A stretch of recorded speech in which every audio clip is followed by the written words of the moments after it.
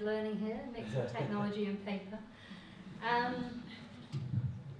We've had a really exciting for you 2 days, for us 2.5 days, because we had the General Assembly.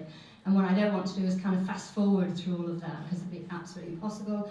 You'd be bored out of your brain and you want some lunch and all the rest of it. So what I was trying to think about over the last couple of days is, when we talk about the network, what are we talking about, and what are the key messages from this year's conference, but also what the call to action is, because I just see it's pointless if you just kind of sit here and say this is what you've heard about, but I want to give you a call to action. So I want to give you 3 things to think about, and I guess if you want to be part of the network, that means you've got to be active in that. So it's the thinking and the action that follows it.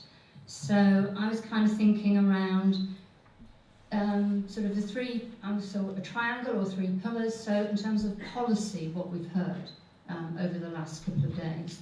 So we had a really good introduction about national policy in terms of what it meant to Slovenia in terms of having a minister here, and what that was, what the policy messages were there. So you kind of think, so what would that look like in your own country going back? Who are you working with at a policy level? Who are your officials that you need to talk to? Because there were some really good examples that were given from the Slovenian minister. Then, of course, we have the European policy level, which gives us a framework. So you kind of think of the building blocks. So you kind of think, well, national. So where does that fit in on the European level? Because we are a European network. So it was really great to hear from Dana about the skills agenda and the skills guarantee. And you kind of think, wow, we've actually got something that we can actually really make our own, exploit, as I talked about yesterday. So you take it, you own it, and you decide again what that's going to look like in terms of implementation for the policy. And then, of course, we had Ulrika talking to us around the global aspect, so the Sustainable Development Goal. And I thought what was really useful about Ulrika's presentation is she put that really great slide up, which was the risks and the opportunities.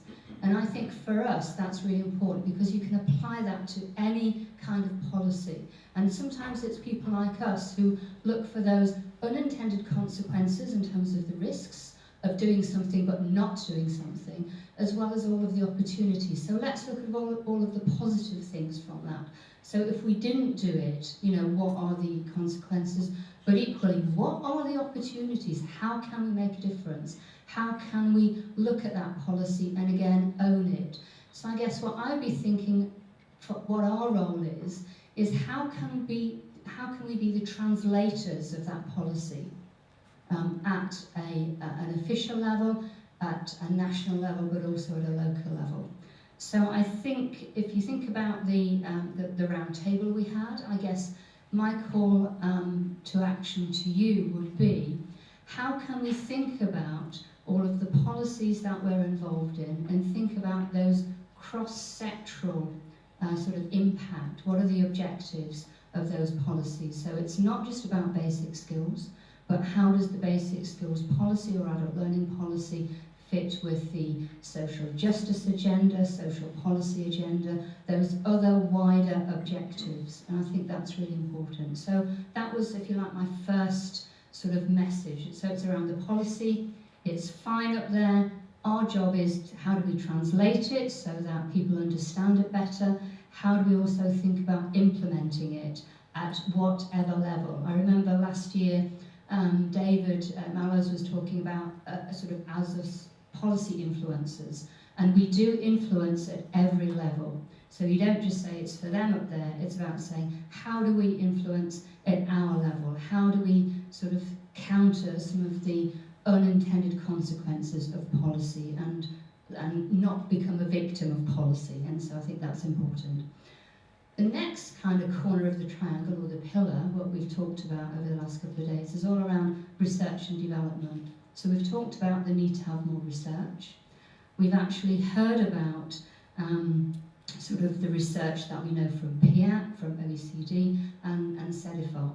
And I think what's important about the research is that it can tell us so much, but it also often leaves us with another set of questions, because we have another set of questions which actually said, we actually now know what we don't know.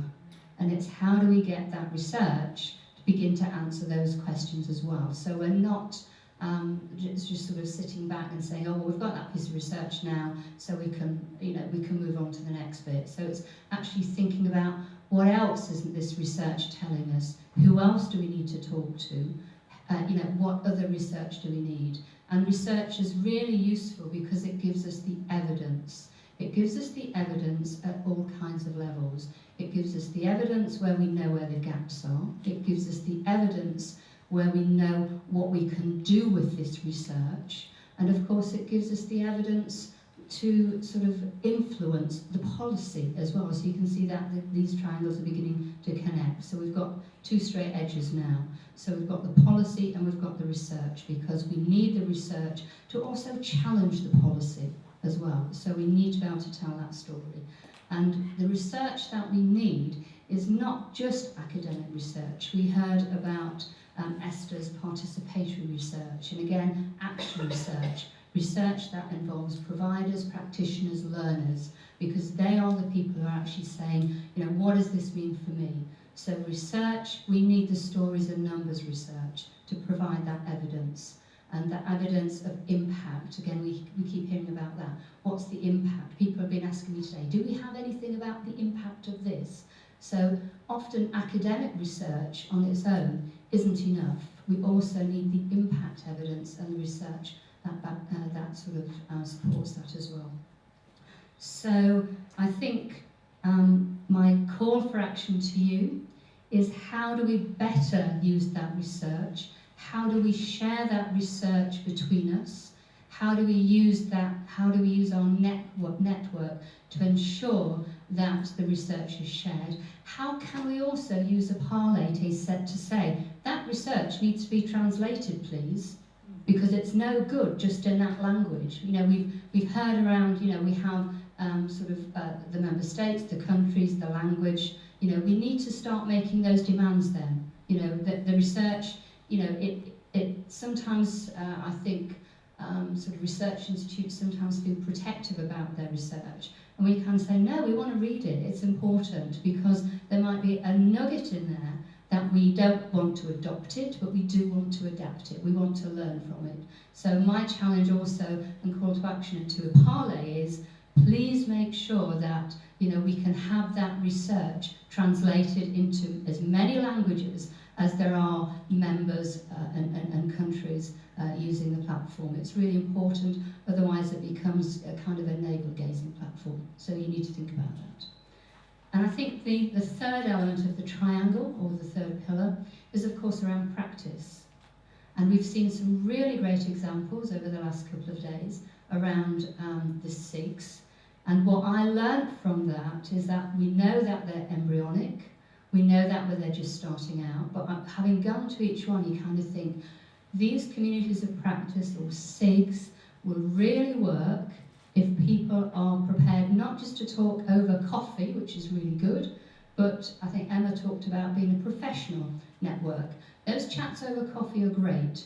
Get on the SIG and actually put that information on the SIG and have those discussions on the SIG so that we can all actually participate, we can all learn from them.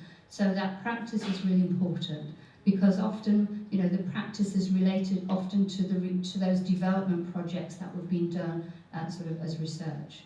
Some of you brought some examples to the marketplace. Again, that was a really good fruitful exchange in terms of practice.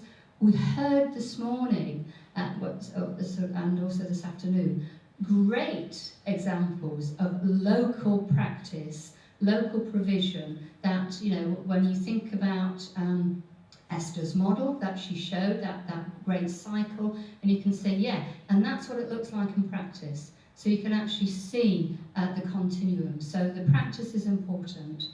And I think what I would say to you, and the call to action then around the practice, is that, again, we want to share an effective practice. We need to know what the good practice is. So the SIGs are important. And I think the other thing that was kind of talked about that was mentioned around the network being a critical mass. So, and that's important. And it can only be a critical mass It's not just about meeting here once a year, but it's also about being that critical mass in the virtual environment as well. And you can still be that critical mass in the virtual environment. So I'd be saying to you, it's the work that we do in between.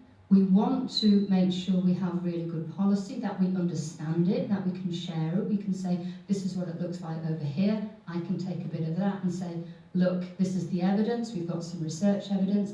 Let us do some more evidence research that will build on that, and then look at what the difference it's making to practice. So we actually complete either the circle or the triangle or the pillars or whatever. So that's my summing up of the 2.5 days. It's been fantastic. Thank you for sharing all of your nuggets. Thank you for being really sort of invigorated, motivated, committed, but it also means that you've got to be doing that when you leave the room as well. And I guess we'll be monitoring to see whether or not that happens. Thank you.